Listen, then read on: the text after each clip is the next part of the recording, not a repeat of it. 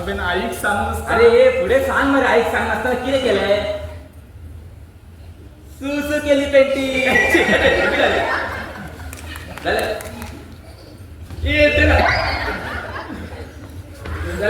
किती केलं ऐक सांग असताना अबे मला आईक सांग नसताना लग्न केलंय.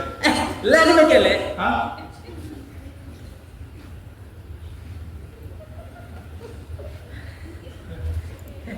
लग्न केलं लग्न केलं